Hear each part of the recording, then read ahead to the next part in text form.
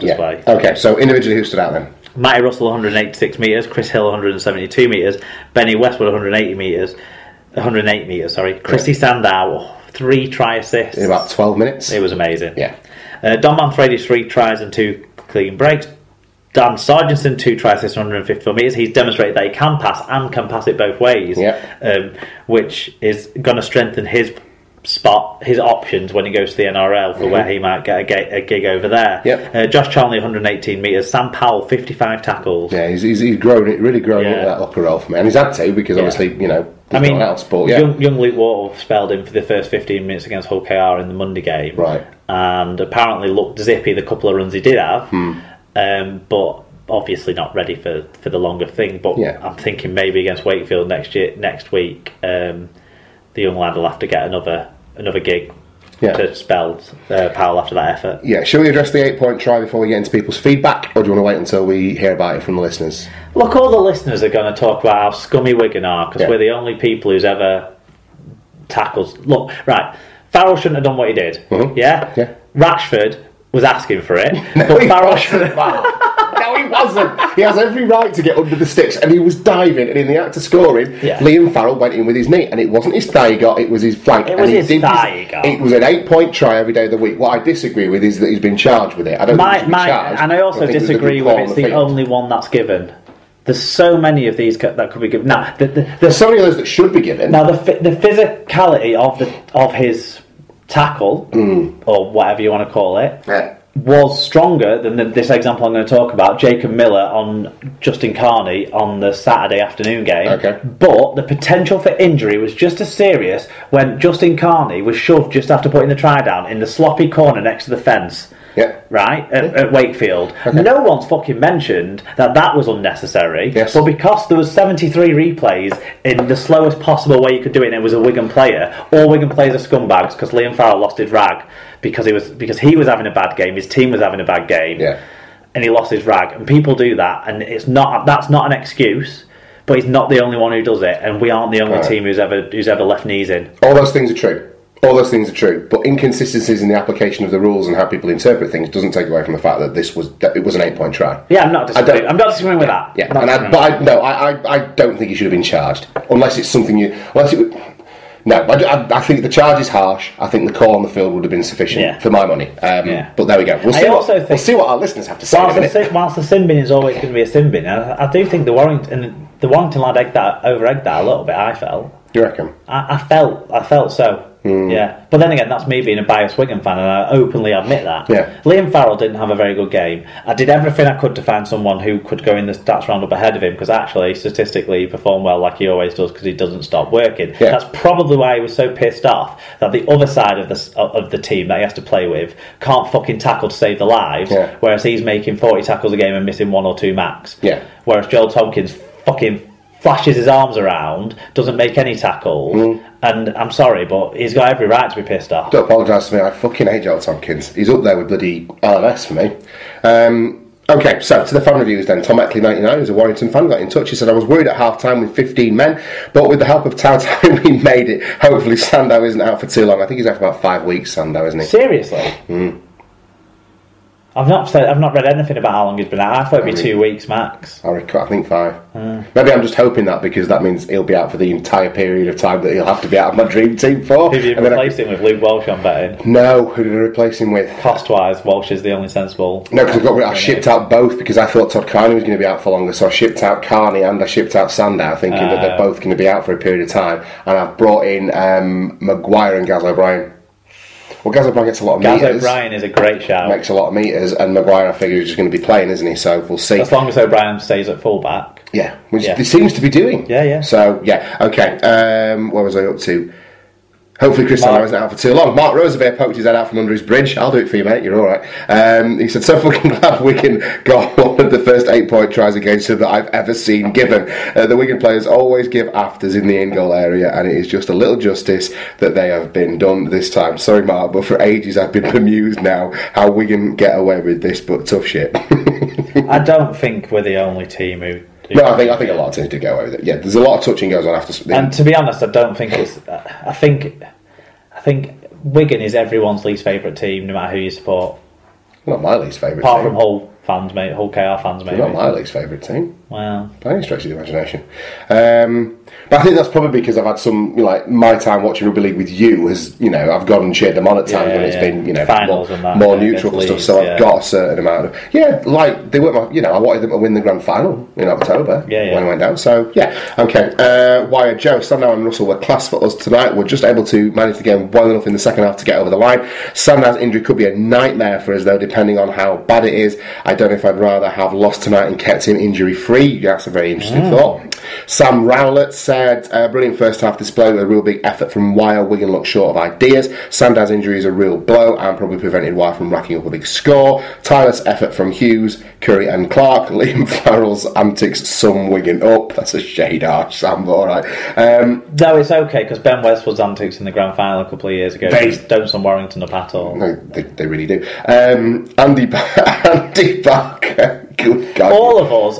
We've all got long memories. Every one of us who support a rugby league team are in a glass house. Yeah, because we've all got players who are a bit. Everyone has players who are a bit. Just I've got a bigger target on mine, I suppose. Doing this. You do. True. Yeah, that's probably it, mate. You probably shouldn't take it too personally. Andy Barker said, "I don't feel Wigan really got going here. Williams in particular was a big miss again. It really could finally be Wire's year." Yeah. Russell Shepherd said, thought that for a while this was Wayne coached Wigan side relied too much on... Try that again. Sorry. From the start. I thought for a while... that written down, Tom, rather than the ones that you want to say. I couldn't make it any easier for you. Thought for a while that this Wayne coached Wigan side relied too much on out-muscling the opposition. Stand up to them and they don't have many options. I'll let you read Darren's. Dargana said Wigan failed to do the... Dargana said 70,000 words about Wigan and 2 about Warrington, I'm guessing. Dargana said Wigan failed to do the basics and finish off their sets. The fifth tackle choice was poor, to say the least. Smithy getting tackled with the ball on the fourth happened twice, which is simply unforgivable. For Wire, Sandow played well, played what he saw for 30 minutes, dismantling Wigan. If he hadn't got injured, I feel they would have stuck 40 on Wigan. I agree with all those things. I think his determination to twist the knife into a player who won our country a match, a tournament by getting man of the match is a bit fucking ridiculous by now. But Wigan's fifth tackle plays have been shocking for a season and a half now, probably since Blake Green went. Maybe Darren knows something we don't about Chris Sandow's heritage. Maybe Sandow's got some British in him. The consistency of it isn't up to scratch. Yeah. I wouldn't blame Smith for getting tackled on fourth tackles when he was getting tackled on fourth tackles, because to be honest, Widnes, Wakefield, Warrington, one of them, Warrington really targeted him because they knew they could, because they knew they're plugging in Nick Gregson, who can play in the halves but really is a back row forward. With your own, so you've only got one sort of central playmaker. The ball always goes to him, and Warrington are really good at closing people down. We see that from their kick chase. Now it doesn't always work out well for them, but this worked out well for them in this sense, and that's, I'd say, credit more to Warrington than criticising Smith for that. To be honest. Okay. Fair play. But it's not that Smith is great at last tackle options. I think he needs to learn a lot. But Wigan's last tackle option has been poor for a while now. If we had a good last tackle option consistently over the last year and a half, then we would be untouched at the top of this league. Okay. But as it stands, Warrington are, and they've got really good last tackle options from both halfbacks, and all three, even Ratchford sometimes when he comes in. But Sandow was outstanding. Okay. Mark Willow said Wigan very slow in the first 20. Faz had a stinker, but Wigan couldn't cope with their power up the middle and too many missed tackles. Yeah, that was the first half all over, really. Yeah, final word on this one then comes to Dave Pice. It was a great game. Wigan are solid and always work hard. They're an aggressive team, and this approach sees them bully teams off the park, but not so with the Wolves. They stood toe to toe and competed, and with a strong start and flair they can score points too. Plenty of improvement from the Wolves is possible. This would make a great grand final. Yes, it would. I think the grand final will be a better game than this one. Yes, because I think both teams would have some. You'd hope more on the first choice, more on the pitch, or more fully fit players, or whatever. But the combinations will be totally firing, and all the best players you would hope would stay on the pitch for the whole duration of the game. But yeah, it's hard to see past these two as the best two sides, even though Wigan haven't clicked in attack. Yes. Okay, so Wakefield made it 3 out of 3 over the Easter period then, with a 32 points to 18 win over Salford in front of 4,000 people at... Where the fuck did they play? Bellevue, thank God. Jesus. Yeah, is it called something... No, I don't know. Rapid Solicitors. Oh, it's the Rapid Solicitors. Yeah. But no, I was just trying to remember Bellevue. Yeah. I like the rebranding that they've done with the fleur-de-lis and all that. The old style. That was badge on the jackets that Chester was wearing. Yeah, quite like that. No, I do too. Well, no, I like traditional badges more than the logo-y ones. Yeah, personally. But. I agree. But no, they would do it every inch. The deserved victors in this one. Salford threatened to come back sort of midway through the second half, but it never materialised, and Wakefield saw them off. Wakefield just absorbed it, and then when Riesling got away for his try, that was it. It was game over at that point, and fair play to them. The first half felt like the qualifiers. Yeah, because it was a Saturday afternoon. It was scrappy as well, wasn't it? And it was poor rugby from both sides. Yeah, I agree. With the occasional break, but that was only happening from defences not really getting up intensely. Yeah, maybe that's part of the Easter thing. But the second half, both teams improved in intensity. So was it in the first half or the second half that Nick Scruton chased down Junior Sow? Was it Junior Sow he chased down? That was in the second half. Oh, that was a great chase back. You wouldn't have thought that Nick Scruton's getting anywhere near him.